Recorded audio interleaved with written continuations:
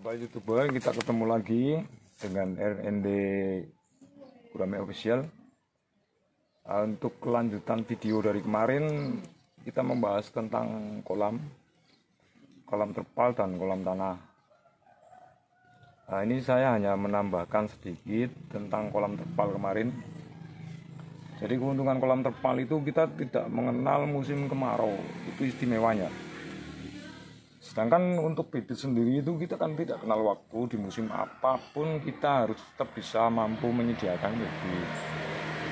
Nah, istimewanya kolam terpal ini kita tidak kenal musim kemarau.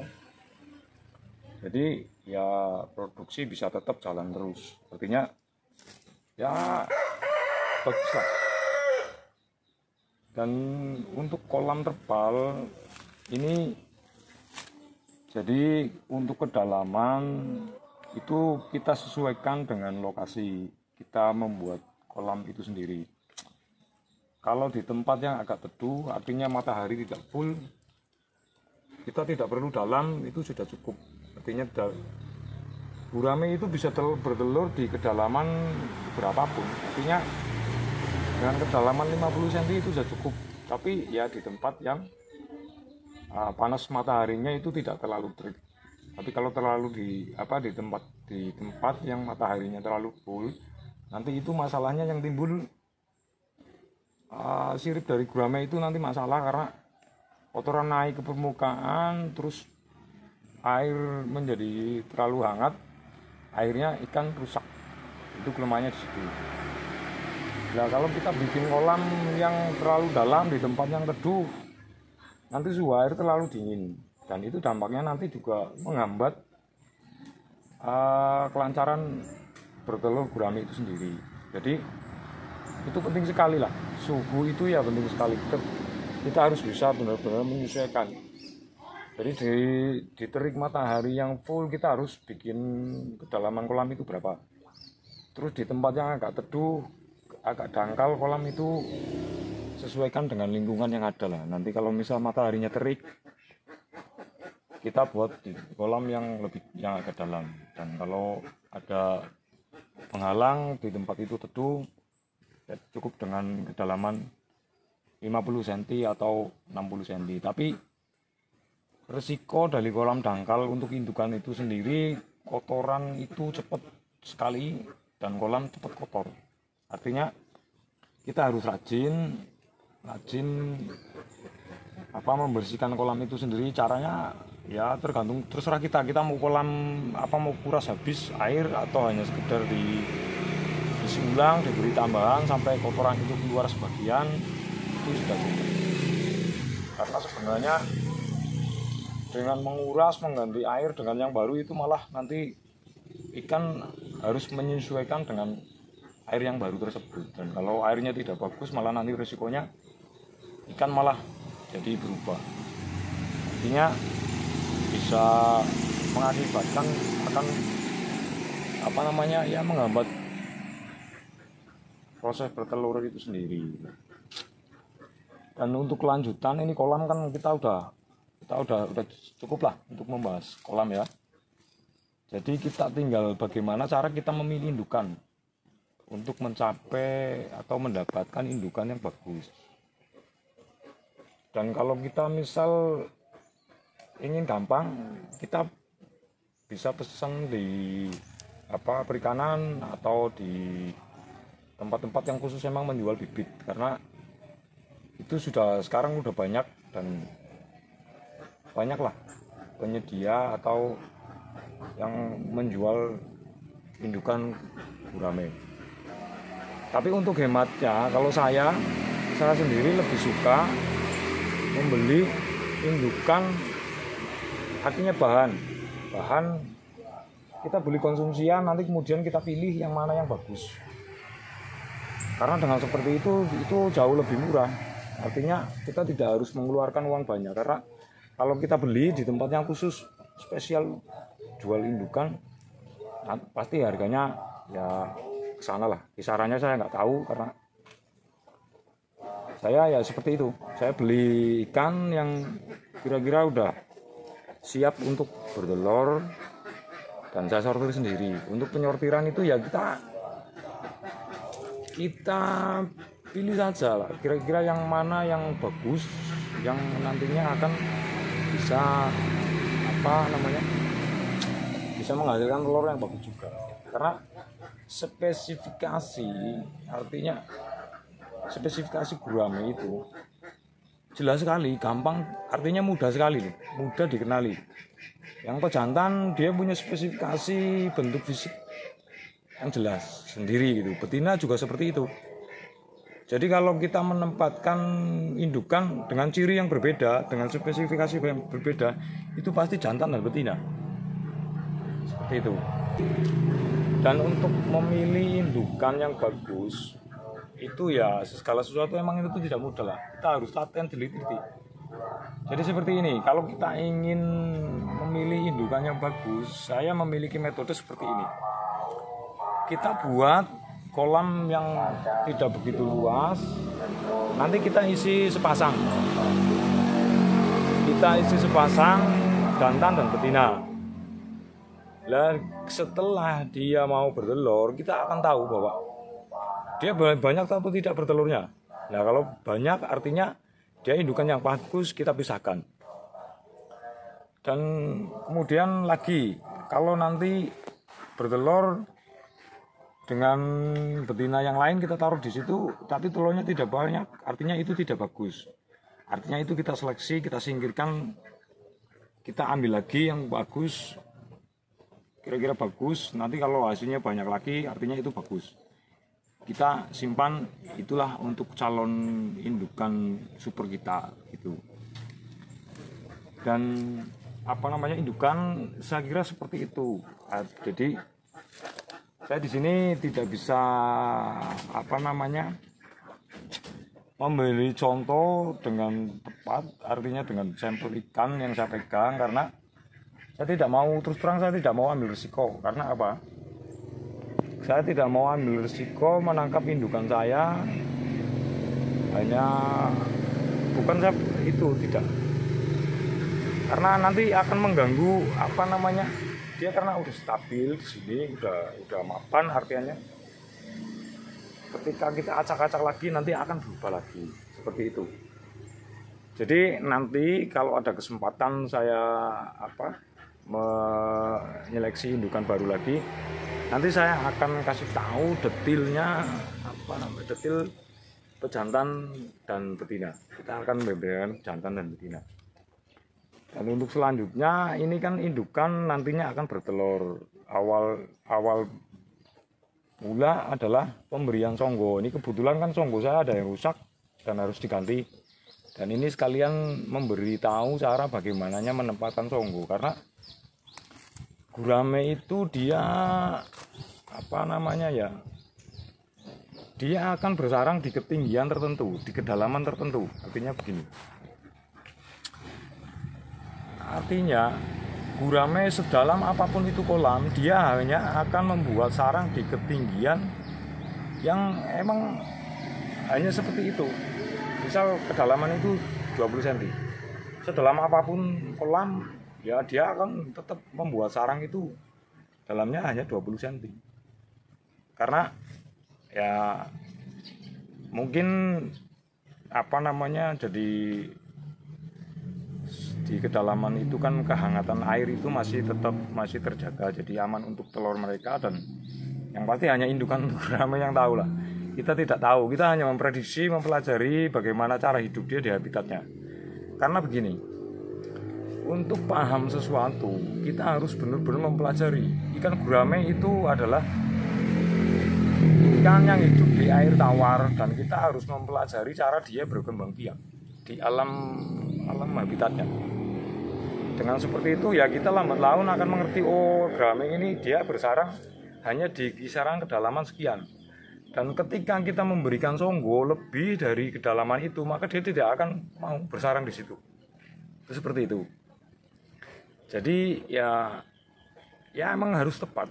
Artinya kita harus bisa meniru, mencontoh seperti dia berkembang biak di alam habitat aslinya. Seperti itu. Dan ini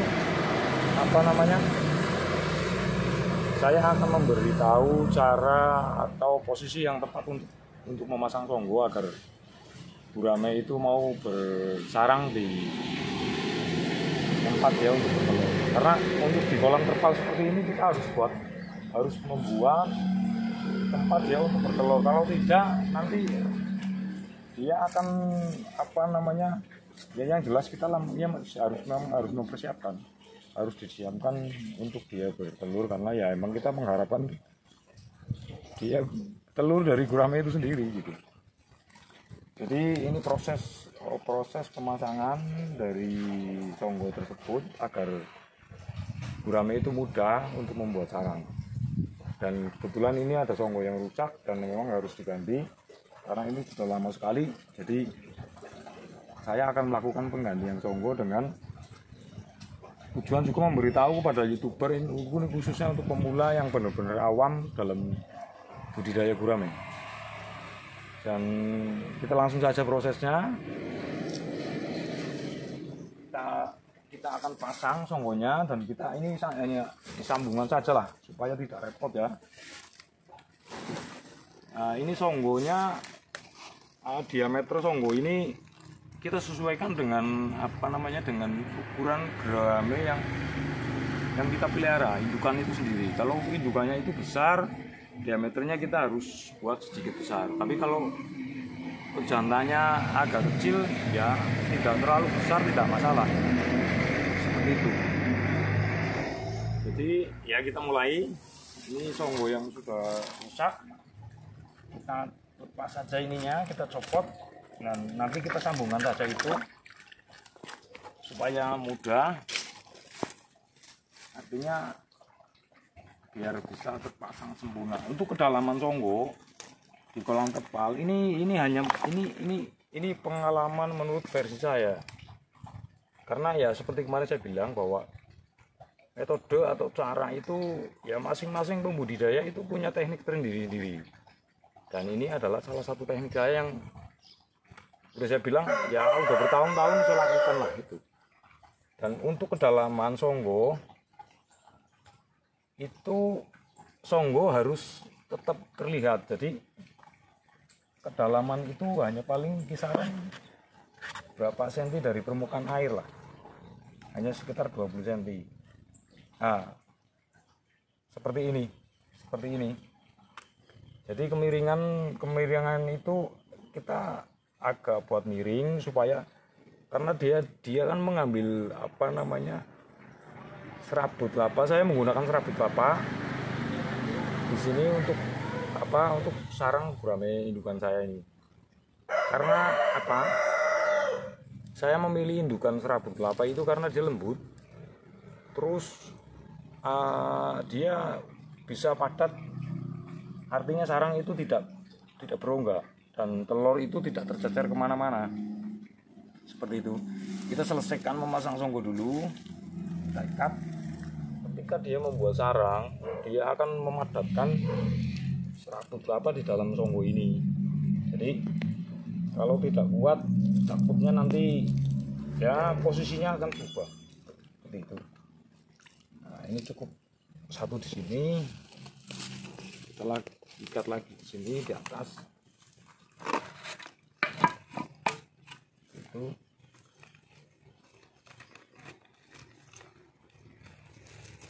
Nah, kita ikat satu lagi di sini. Ini sebenarnya karena ini gagangnya kurang panjang, maka saya sambungkan saja. Itu tidak masalah, karena yang penting bukan gagang atau tangkai songgo ini, tapi yang penting adalah tempat dia untuk bertelur, untuk membuat sarang itu sendiri. Kita tambah agar dia tidak tidak naik turun. Nah, selesai. Ini hanya seperti ini saja, karena ya itu tadi kita mengikuti cara dia bertelur di alam bebas, alam habitat dia. Jadi gurame saya tidak pernah tahu bahwa ada gurame yang bertelur di kedalaman yang sampai setengah meter bahkan lebih. Rata-rata di kedalaman yang hanya sekian. seperti ini. Kisarannya adalah 1 jengkal, ya 20 sampai 24 cm. Itu maksimal yang paling dalam. Nah, untuk selanjutnya agar indukan gurame itu mudah mengambil serabut, kita siapkan posisinya seperti itu, kita buat seperti itu. Nah, itu kita buat dari bambu agar yang penting dia mengambang untuk meletakkan serabut kelapa. Nanti indukan akan mengambil dari situ, pejantan akan mengambil dari situ dan membuat sarang di songgo ini. Nah, cara bekerja dia yang membuat sarang biasanya itu rata-rata pejantan, karena di pejantan itu tanpa betina pun kalau memang dia sudah dewasa dia akan membuat sarang. Maka itu kadang-kadang kita salah menilai itu begini. Jadi kita letakkan, nggak tahunya itu adalah pejantan semua. Tapi pejantan, karena pejantan itu adalah tugasnya membuat sarang, maka dia akan tetap bersarang tanpa betina pun. Dan orang menjadi salah persepsi. Jadi begini loh, kenapa kok indukan saya nggak nelur gitu mas? Dan ternyata itu karena di situ pejantan semua. Jadi tanpa betina pun ya dia akan tetap membawa sarang karena itu adalah pekerjaan. Tapi kalau kita ingin tahu bahwa gurame itu akan bertelur, dia mengambil sarang dengan betinanya. Betina dia kerjasama, nanti itu kita bisa dipastikan bahwa itu akan bertelur. Tapi kalau hanya pejantannya saja mondar mandir mengambil sarang, membuat sarang, itu biasanya tidak. Tapi yang menurut sepengetahuan pengalaman saya yaitu kalau pejantan dan betina mengambil sarang, membuat sarang bersama-sama, itu nanti dia pasti bertelur. Dan waktu bertelur itu di kisaran jam 2 sampai jam 3. Di kisaran waktu itu jam 2 sampai jam 3. Dan ketika tidak bertelur dari antara jam 2 sampai jam 3, kalau saya bisa memastikan bahwa gurame itu tidak akan bertelur hari ini. Dan itu berdasarkan pengamatan saya yang selama bertahun-tahun itu. Jadi ya itulah sekelumit pengalaman saya tentang bagaimana meletakkan songgo yang baik, yang benar agar indukan itu mau bersarang dan bertelur di situ.